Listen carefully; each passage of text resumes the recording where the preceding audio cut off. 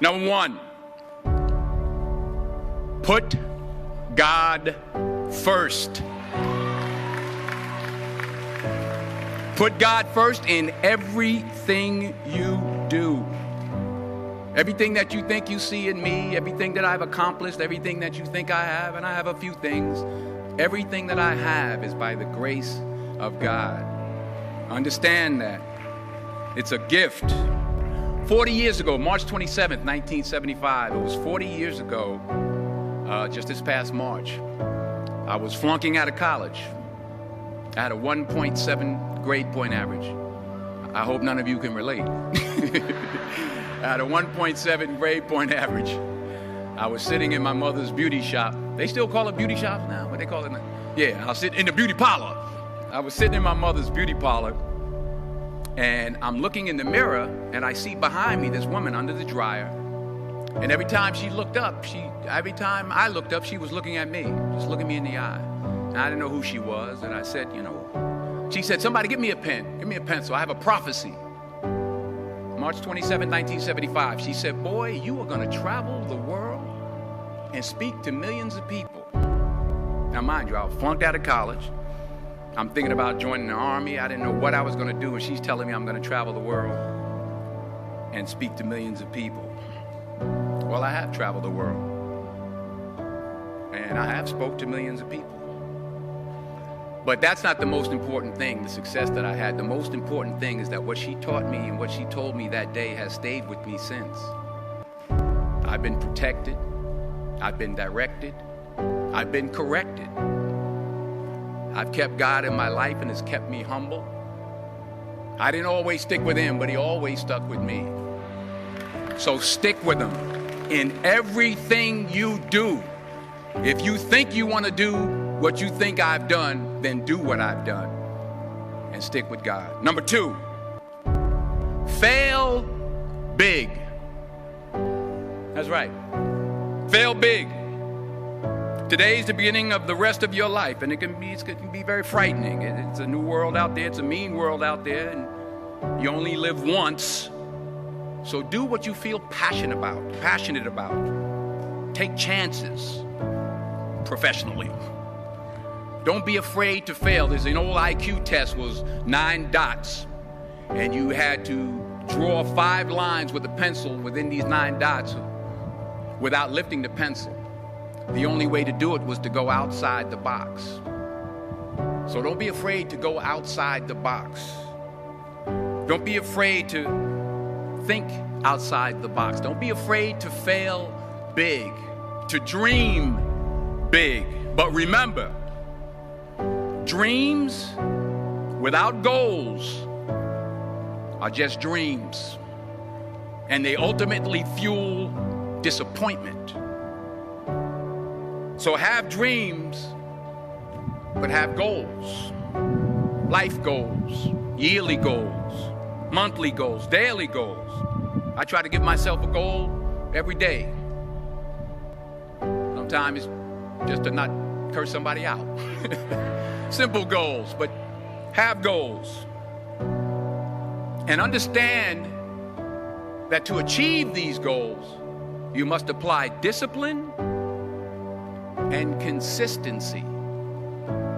In order to achieve your goals, you must apply discipline, which you have already done, and consistency every day, not just on Tuesday and miss a few days. You have to work at it every day. You have to plan every day. You've heard the saying, we don't plan to fail, we fail to plan. Hard work works. Working really hard is what successful people do. And in this text, tweet, twerk world that you've grown up in, remember, just because you're doing a lot more doesn't mean you're getting a lot more done. Remember that. Just because you're doing a lot more doesn't mean you're getting a lot more done.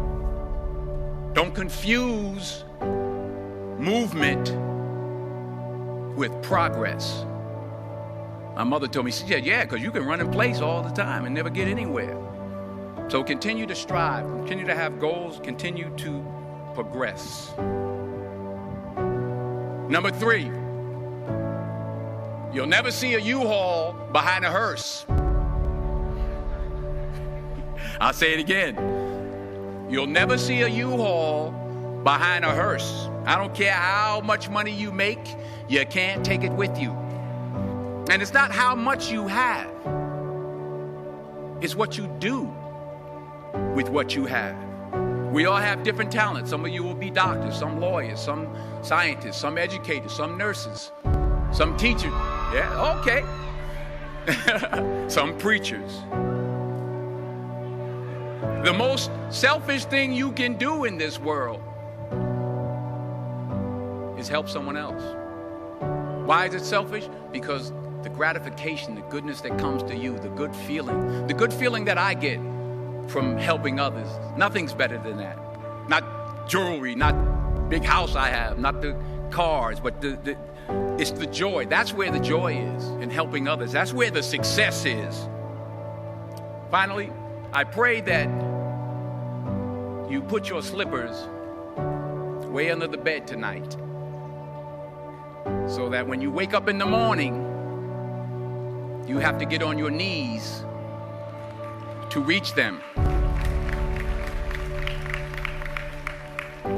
And while you're down there, say thank you for grace. Thank you for mercy. Thank you for understanding. Thank you for wisdom. Thank you for parents.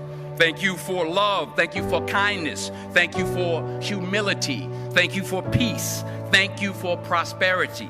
Say thank you in advance for what's already yours. That's how I live my life. That's why I am. One of the reasons why I am today.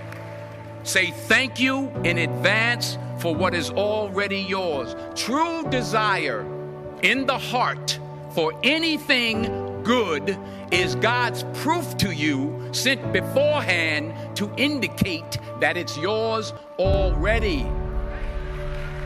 I'll say it again. True desire in the heart, that itch that you have, whatever it is you want to do, that thing that you want to do to help others and to grow and to make money, that desire, that itch, that's God's proof to you, sent beforehand already to indicate that it's yours. And anything you want good, you can have. So claim it. Work hard to get it. When you get it, reach back. Pull someone else up. Each one, teach one.